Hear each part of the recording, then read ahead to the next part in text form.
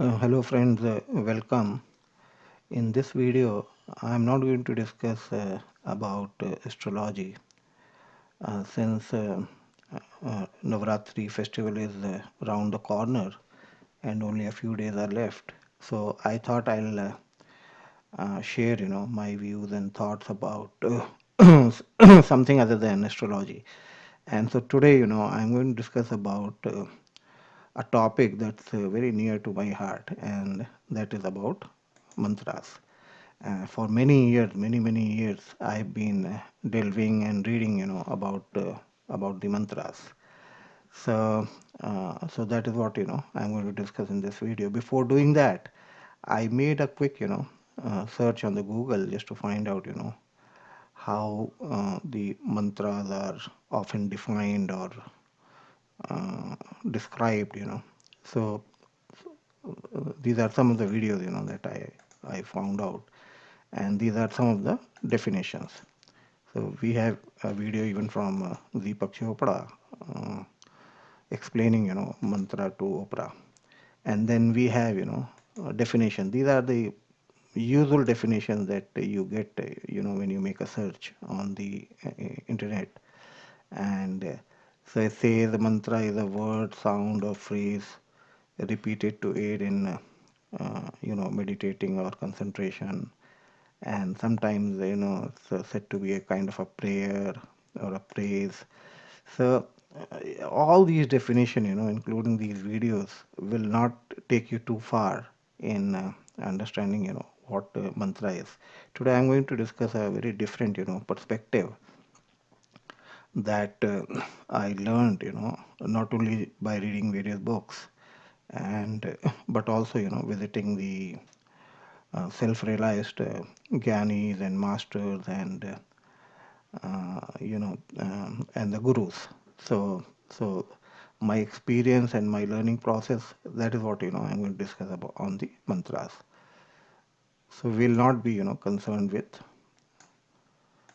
these popular explanation or definition.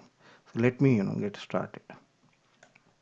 Long back, in one of the discourses by J. Krishnamurti, I read a statement where J. Krishnamurti said that you cannot see without language, or somebody cannot see without language.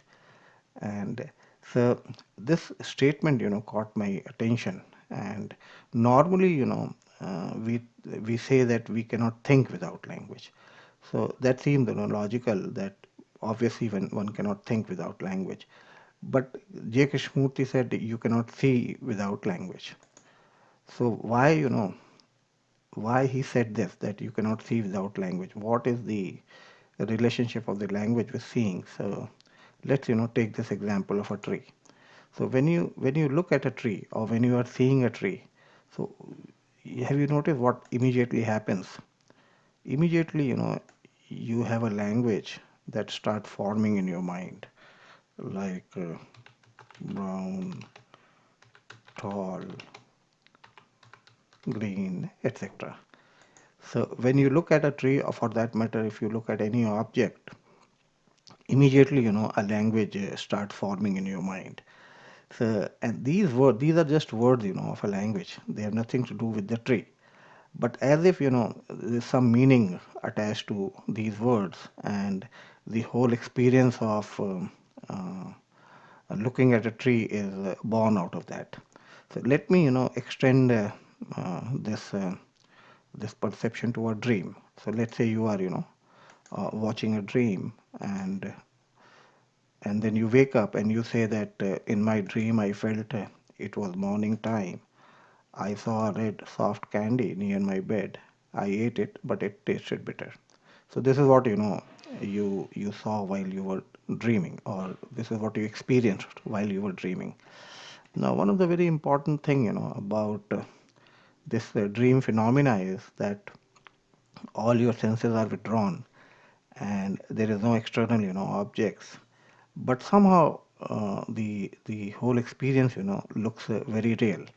And if you look carefully, you say that it was morning time, so a sense of time is being created in the dream. and then you say, I saw a red soft candy. So a perception of color is created.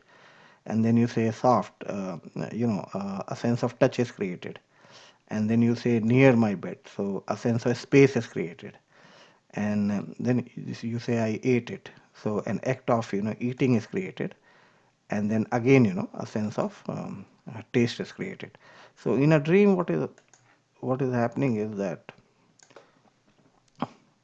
all kind of experience are being created, including the time, space, distance, touch, feel, taste, right? So like I said, there is no external stimuli, and you're just lying on the bed and lost in your dream. But all this whole experience is created, including a sense of time, space, distance, and everything looks, very real to you, and while you're dreaming. So our, the rishis, they started thinking about it, and they thought that what is, this phenomena that is happening inside our body that creates this whole experience, and everything looks so real. So they started meditating, and indeed they found that there is a phenomena inside the body that is responsible for creating this kind of a experience. So first they started focusing on their on the breath, and this is how they started, and they realized that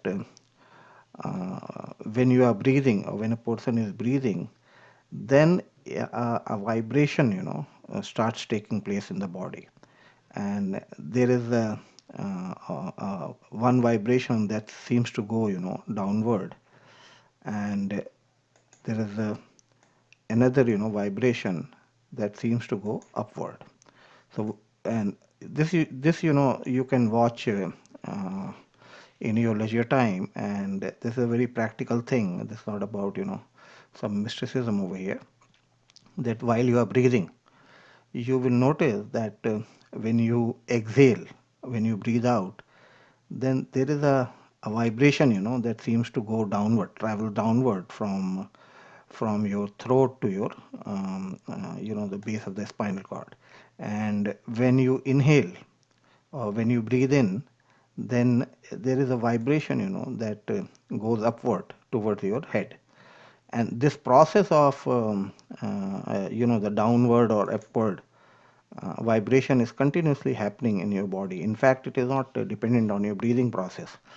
Yeah, even if you for a moment hold your breath, and you can you can experience that this process of downward and upward movement is happening. So they call this as attraction or repulsion, or a downward or the upward vibration. So, and also they realized that this was not sequential in the sense that it was not that after the downward movement has ended, then the upward movement starts. No, it was more like uh, uh, in this form.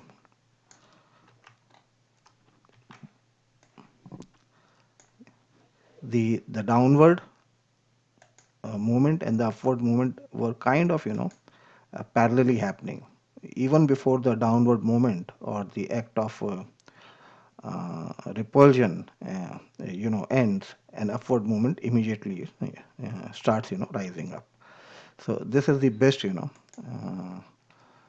to understand that what is meant by this downward and upward vibration that's constantly happening in the body. And like I mentioned, this is something that you can watch for yourself. And if you sit down and relax and just keep a focus on your breathing process, you will realize that there is indeed a vibration that goes downward, and there's a vibration that goes upward. And now our rishis, uh, they focused more and they meditated more, and then they realized that this downward and upward movement, which by the way, they called as kriya. So I'll use the word kriya. So they realize that this process of kriya, creates some meeting, points. The downward motion and the upward, motion, they tend to meet at some places. And when they meet, they strike each other. And in that process, they create a very subtle, sound. So and they realized that there were about 50 such uh, points where these upward and downward movements, they tend to meet each other, and then they create a pattern of sound, that's usually called as a dhwani. So that's a subtle sound, and but that's called as a dhwani, which is a subtle sound. And so they identified 50 of these subtle sound, and these 50 subtle sounds are what are depicted in the form of the Sanskrit grammar. So the first sound is the and the last one is ha. So these are all 50 sounds, and you might not get identify this more with the alphabet. This is just a way to describe it in a pictorial format. You can write this in some other style, so that's not important. The sound is important. So these 50 sounds are are produced, and so and each of these sound was given in a letter or a alphabet in the Sanskrit grammar.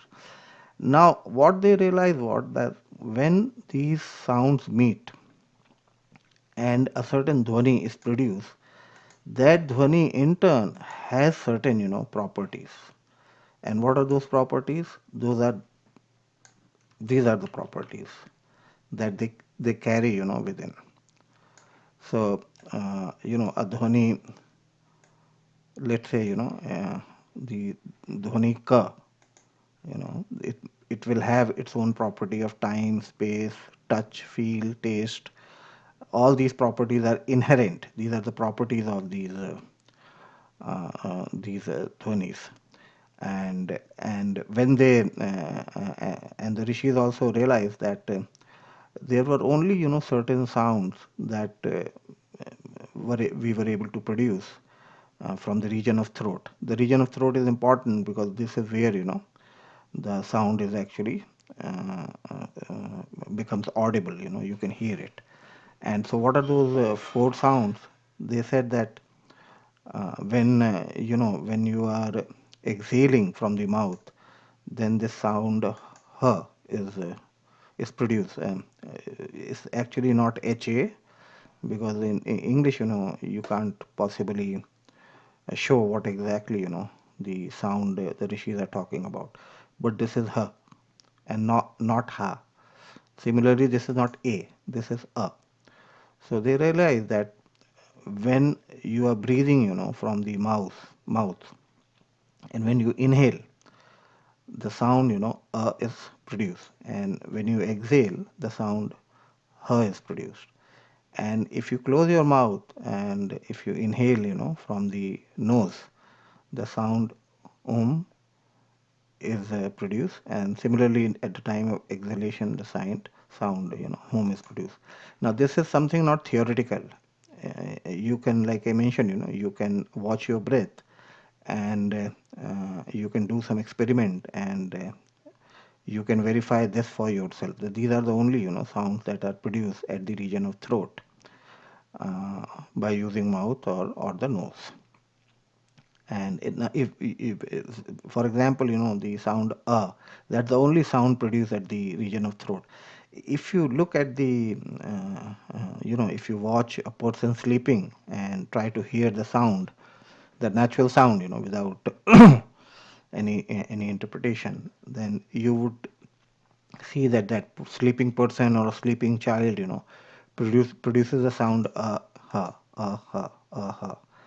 This is the sound that's produced. Or if you run for, let's say, a couple of miles, and then you stop running, and then you focus on your breathing process. So then you will say that you are producing the sound om and hum from the nose. So this is something that can very easily be observed. So these were the four sounds that the region of throat is capable of producing. And then they realize that the being the first sound, and as it travels downwards, then it meets, it has the meeting points, and some other dhvanis or sounds are produced. So for example, if we look at this, the alphabet's layout for the Sanskrit, the way letters are laid out, and then is the first sound. And if you try to pronounce, let's say, ta, then you will soon realize that ta goes a little downward. It's not exactly, at the region of throat where, is produced. Similarly, if you try to pronounce ya, then you will find that even ya, goes a little further downward. So from the to her, the whole the dhwani, seems to go downwards, and like I mentioned, the each of these dhwani had these properties of time, space, distance, touch, feel, and taste. So in the process of kriya, all these properties were being triggered, and this is how a sense of experience is created in the kriya yoga. For example, like I mentioned, in the dream you don't have any external stimuli or any external object, but still you are able to create this whole experience. Similarly, the rishis, they realized that it was not only about the dreaming stage. Even when you wake up, this whole process of kriya was still going on inside the body, and in turn, it was triggering all these properties that in turn was creating this whole experience of the world. So it's not only about the dream stage. It's about the dream stage as well as about the waking stage. So they said that it is the kriya, this process, that is creating the experience of this whole universe. So and who is experiencing this? You say I am experiencing this. A person is experiencing this. So they say that this I has no entity in the body. There is nothing called I in the body. If you try to find, the I in the body, you will never be able to find it. It's not in the brain. It's not in the heart. You don't know where it is. But the rishi said that I is not an entity. It is a process. It is a process of kriya. And so in Sanskrit, the word that we use for the I is called aham. This is a very important word in Sanskrit, and so the word aham means the I in Sanskrit. And now this word aham is not an imagined word like the word मैं or the English word I. This word has come from the phenomenon of kriya. So, and why this, how this word is being arrived? The is the first word of the Sanskrit grammar, and ha is the last word. And so this kriya starts with goes to her, and then again, creates a cyclic kind of attraction and repulsion, phenomena. And then all these properties of time, space, and all these are triggered. So that in turn, this whole process creates a sense of I. So I is not an entity, I is a process, it's a kriya. And And when you and since, like, if you look at any activity, or if you look at any object in the world, everything has to come from, between and ha. If you say a apple, or if you say a tree, it has to come from, between and ha, between these, two dhwanis. And so they put together, the and ha together, and so it becomes aham. This bindu is the, the conscious principle that I'll talk about it in some other video. So this is how, the aham becomes the I in Sanskrit, and that gives you the feeling of I-ness, that you exist as a person. Okay, but you don't exist. And according to the Kriya Yoga, or according to the Mantra Shastra, it's only, the Kriya that is existing, and in turn, creating this whole spell of experience that one calls that as the world or the universe. And now one more thing, the rishis, they realized was that when these four sounds are produced by the mouth or the nose, okay, out of that, this particular sound that is attached to the letter h, its movement is always, downwards. And like I mentioned, you can do some experiment, and you can see that the when you try to speak the word ha, or when you are in a agitated, state of mind, or when you are angry, or when you get into strenuous, exercises, then immediately, your breath will start producing a more pronounced downward movement, and you can hear that the word, this ha is produced, and rest of the words, they don't tend to go downwards. uh, so they realize that this word ha is the word that is responsible, for the downward movement, as if, this word ha is kind of a magnet, sitting over here, and then it tends to attract, all other letters or the dhwanis, downwards. So in more of their meditation, they realize that if uh, uh, if this word ha is removed, or this dhwani, ha is removed, then they get into a stage where, the world disappears. So, yeah, as if, this particular dhwani is responsible for creating the world. It integrates with the other, dhwanis, and creates the world. So if this is removed, then the world, suddenly disappears. The sense of I, where you feel, things are existing, objects are existing, universe is existing, so, this all disappears. So in their meditation, they did come up, with tools and process to soften or remove, this her. So if you look at, this chart, and so you have, these four sounds, and if we remove this her, is, the common in here, so I've kept and then the is also, is here and here, so I'll remove it from here, and h we have to remove, the her we have to remove. So when we remove this, then what is the stage, that they reach? That stage is called the home. Okay, so this A, U, and M.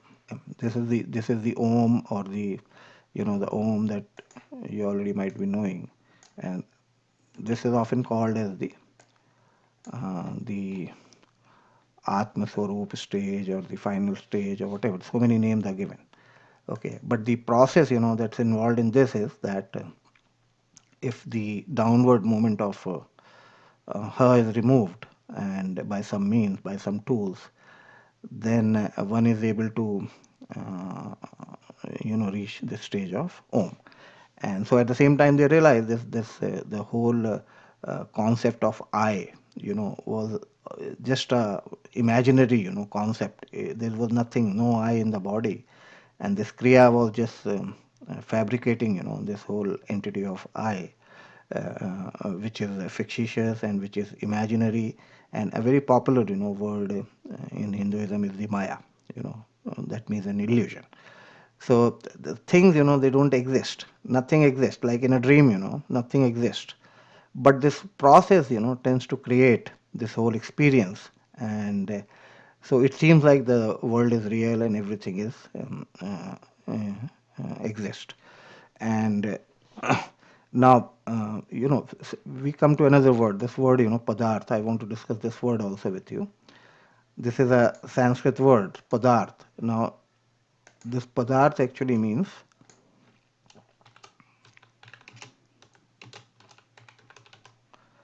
okay, so the pad, one of the meaning in Sanskrit for pad is the word, and arth means the meaning.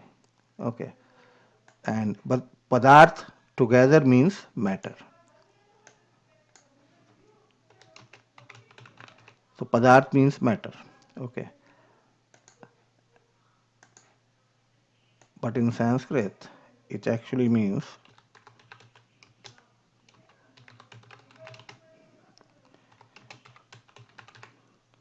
okay.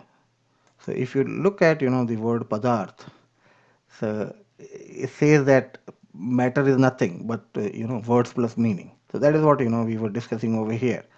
That when we are looking at a tree, is a tree actually existing, or it's just some play of language that is happening inside us, and that is giving us a perception that this tree exists. So that is what this word um, the word padarth means. And now uh, to get rid of this, the downward movement of her, the ha dhwani, the rishis, they came up with some tools.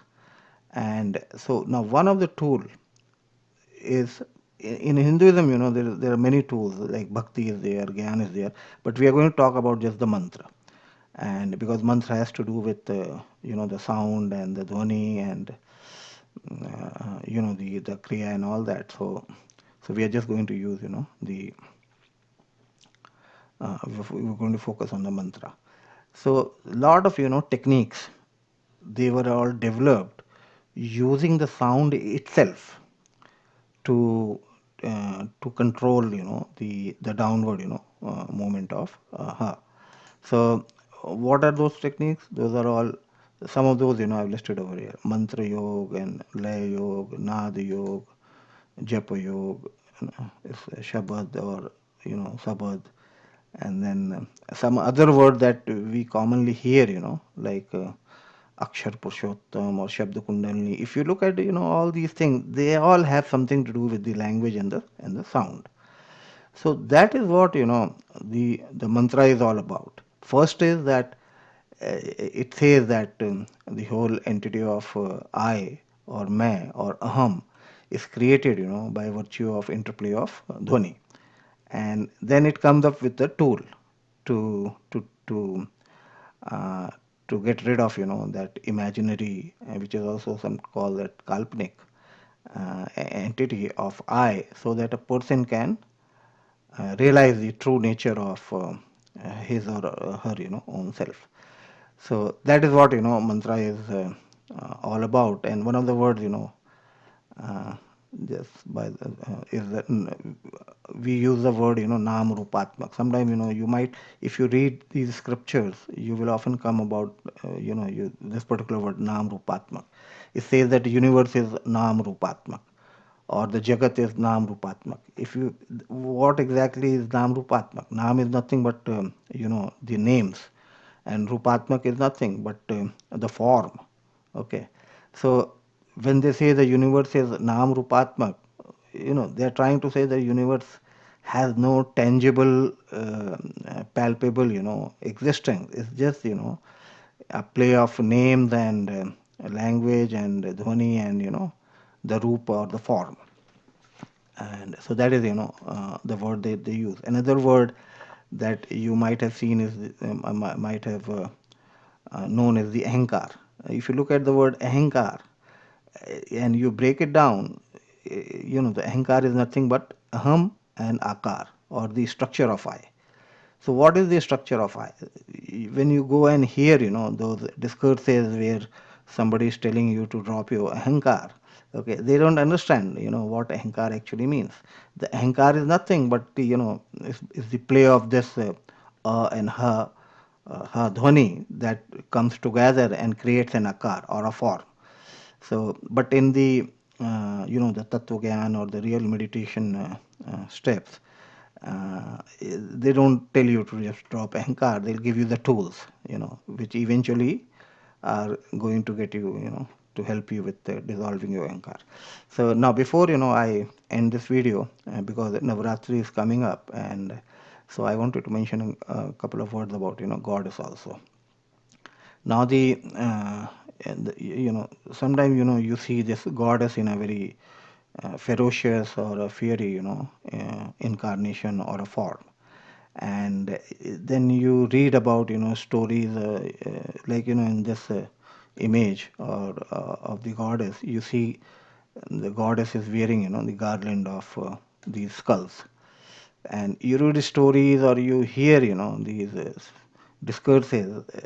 They talk about a victory of good over evil, or defeat of the demons and all these things. Those are all stories for children and kids. Okay, for example, one of these pictures of the goddess, she's called as Panchash Mundamalini. Now, this Panchash means what? 50. Okay, and Mund means the skull, and Malini means the garland. So it seems like she is wearing these 50 skulls of demons. That's not true. These 50s are nothing but the 50 the alphabets of Sanskrit language, the dhwani, you know.